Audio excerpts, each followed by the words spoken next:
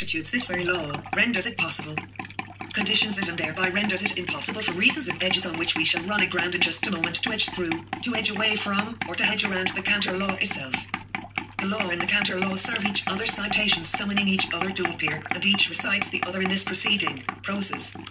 There would be no cause for concern if one were rigorously assured of being able to distinguish with rigor between a citation and a non-citation, a recit and a non-recit, or a repetition within the form of one or the other.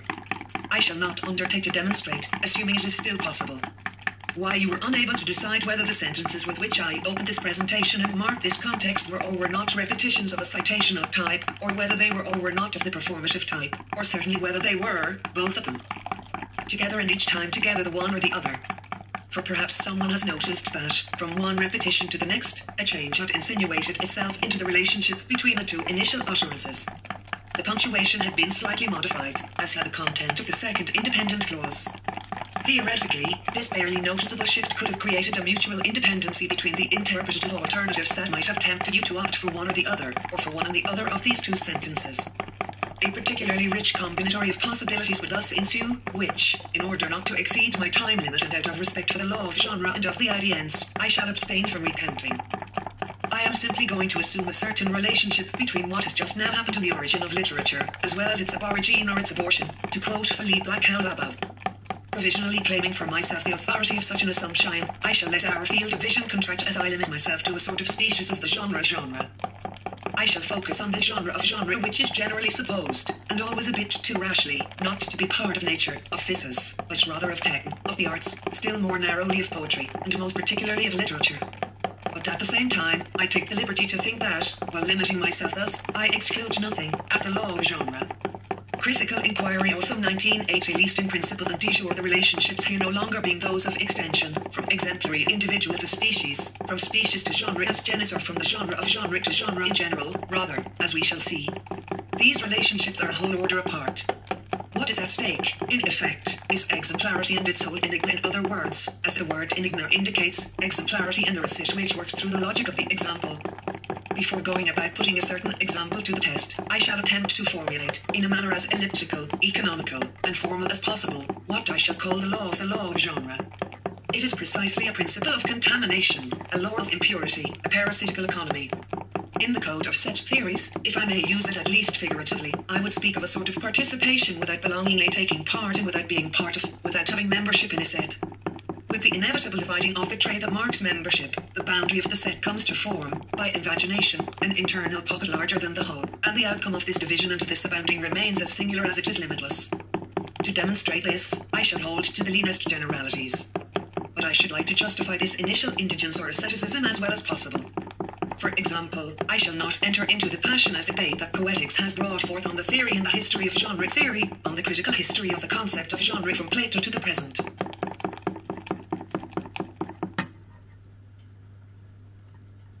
I am thinking especially of the Journal Poetique, of its issue entitled Genres, 32, and of Jeanette's opening essay, Genres, Types, Modes.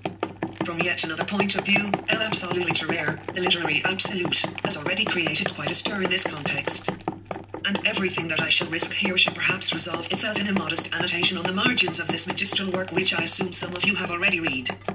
I could further justify my abstention or my abstinence here simply by acknowledging the terminological luxury or rapture as well as the taxonomic exuberance which debates of this kind, in a manner by no means fortuitous.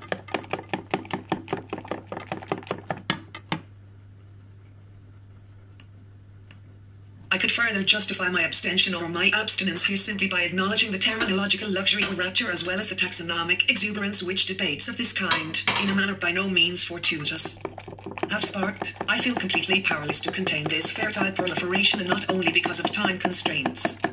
I shall put forth, instead, two principal motives, hoping thereby to justify my keeping to scant preliminary generalities at the edge of this problematic. To what do these two motives essentially relate? In its most recent phase, and this much is certainly clear in Jeanette's propositions, the most advanced critical axis has led to a rereading of the entire history of genre theory. This rereading has been inspired by the perception, and it must be said, despite the initial denial, by the correction of 2 types 59. 60 jibes derrida of misconstruing or confusion. On the one hand, and this will be the first motive or ground for my abstention, Plato and Aristotle have been subjected to considerable deformation, as Jeanette reminds us, insofar as they have been viewed in terms alien to their thinking. On the one hand, and this will be the first motive or ground for my abstention, Plato and Aristotle have been subjected to considerable deformation, as Jeanette reminds us, insofar as they have been viewed in terms alien to their thinking, and even in terms that they themselves would have rejected, but this deformation has usually taken on the form of naturalization.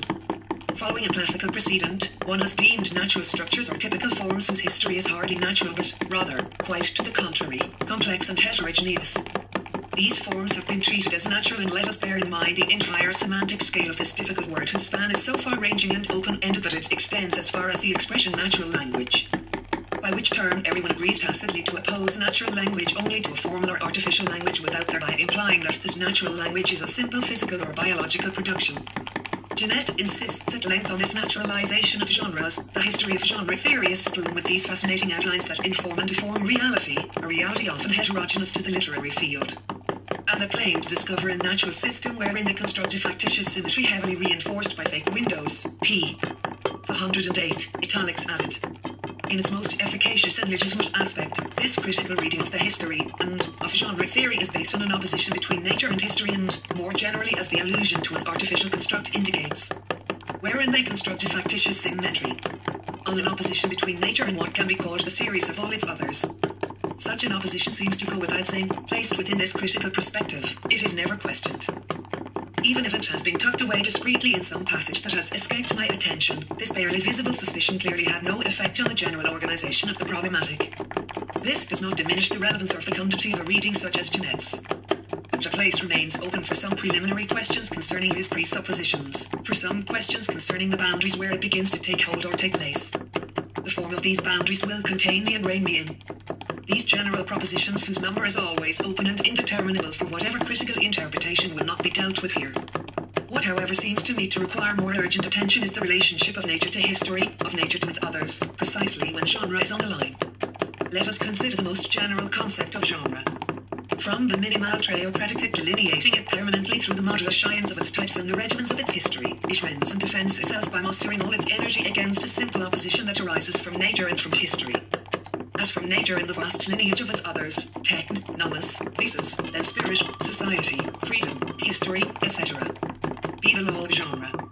Critical Inquiry Autumn 1980-61 Twin Physis and its others, Jeanette certainly locates one of the privileged scenes of the process and, no doubt, sheds the greatest obscurity on it.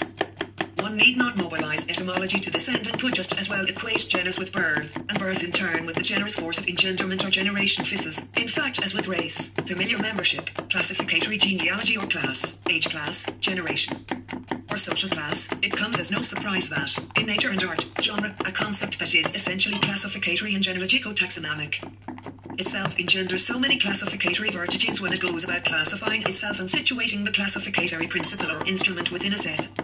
As with the class itself, the principle of genre is unclassifiable. It tells the nel, class, in other words, of classicum, of what permits one to call out, color, orders and order the manifold within a nomenclature.